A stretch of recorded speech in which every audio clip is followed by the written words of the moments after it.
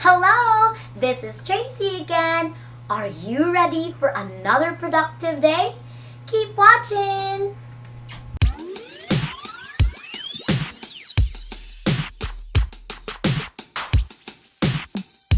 Have you been following my videos?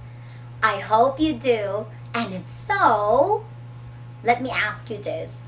What was the latest video about? That's right, it is a 6-step approach and analyzing question. Wow, you impressed me. But I will be much more delighted if you can answer this question. Along with question analysis, what is the other approach that is crucial in writing task 2?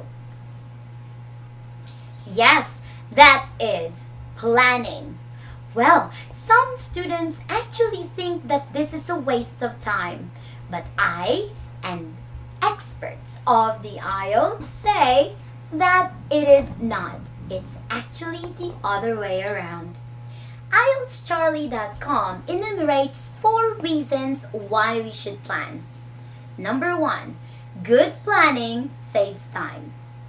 Imagine that you are writing a paragraph and then after writing 1 or 2 sentences, you stop. That's because you don't know what you're going to write next. That is what we call waste of time.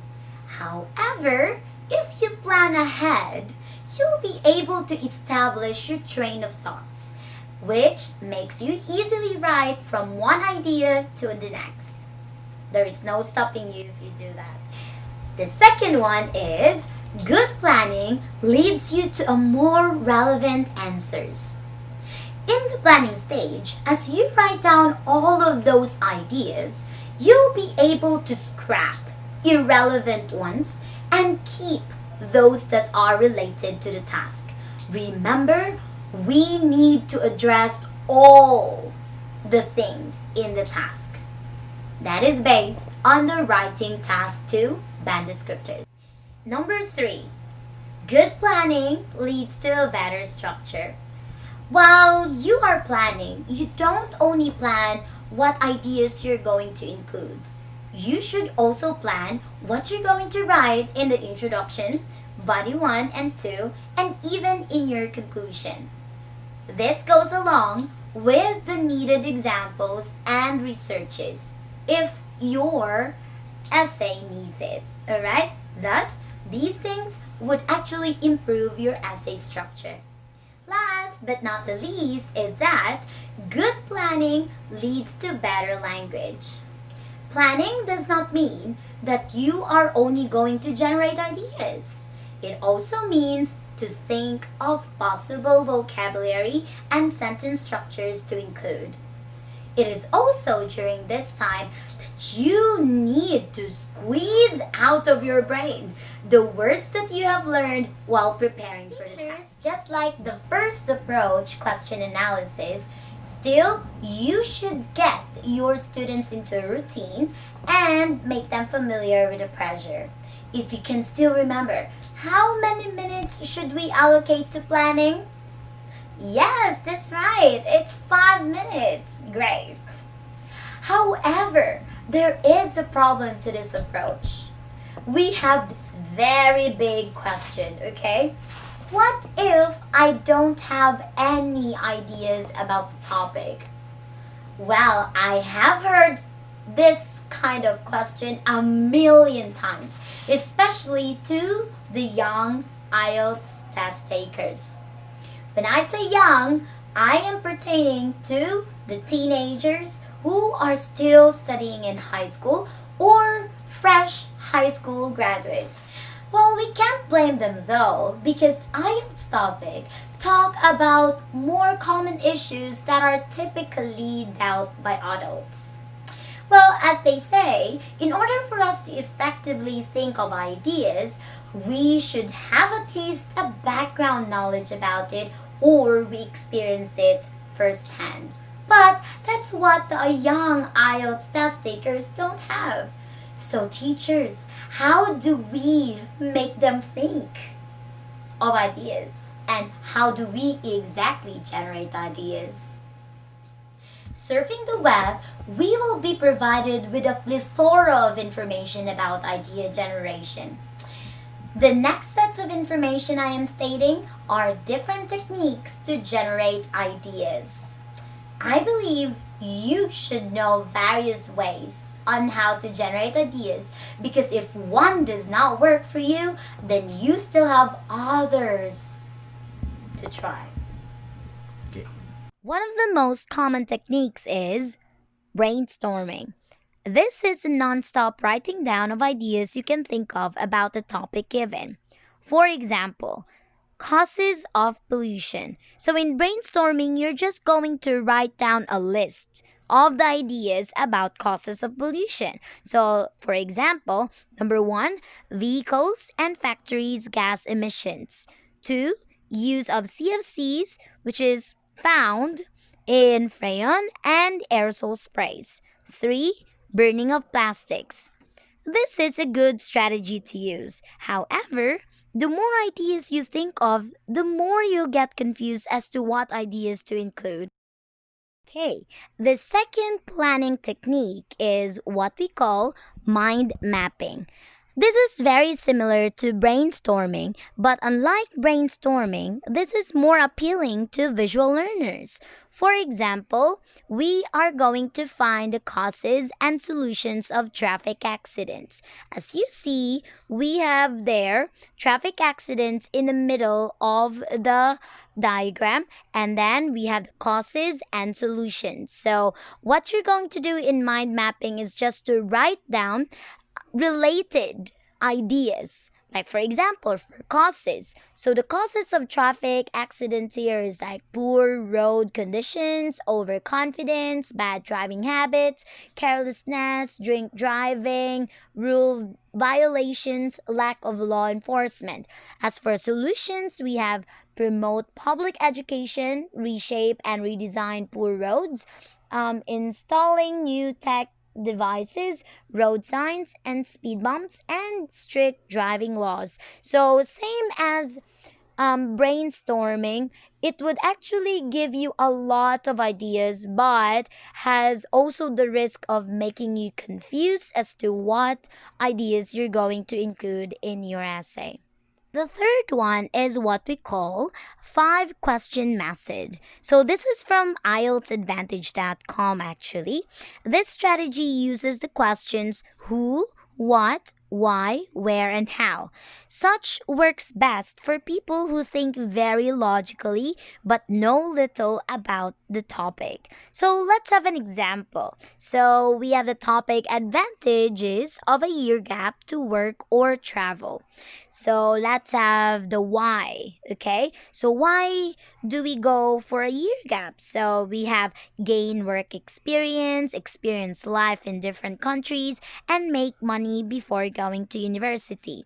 Now we move on to another WH question, which is how. So, how do we do it? By saving money, asking permission from parents or university, and then apply for a job or travel to inexpensive countries.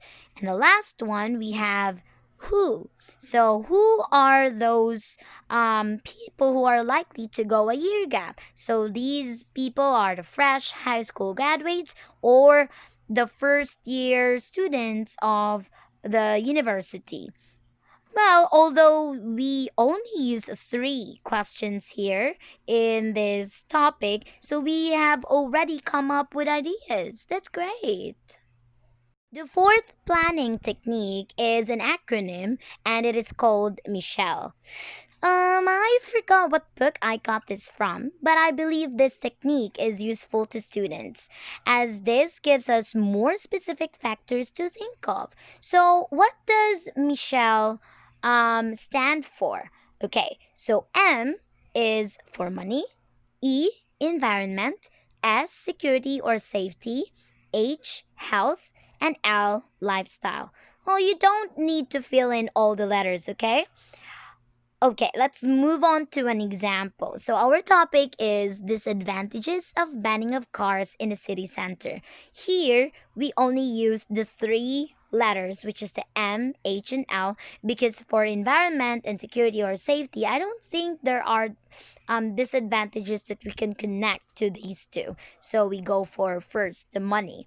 So for money, we wrote there cost the vehicle owners more because, of course, they're going to spend for their own vehicles and also for the fare because they have to commute or to take the public transport when they need to, what's this, park their cars outside of the city center. Now let's go to H, which is health. So during a pandemic, a disease could be easily spread because unlike using your own vehicles, you don't know who commutes with you in a public transportation. So this one is one of the disadvantages of banning cars in the city center. And the last one is L, which is lifestyle. I wrote there inconvenient for vehicle owners because they have to park outside the city and commute with others. This last technique is a made up one. As what I have observed in my years of teaching writing, there are tasks that focus on individuals only, while others concentrate on other factors. So I thought of ways to help my students to think, and here it goes. So when a task focuses on individuals, I just tell my students to think of four factors of the human beings.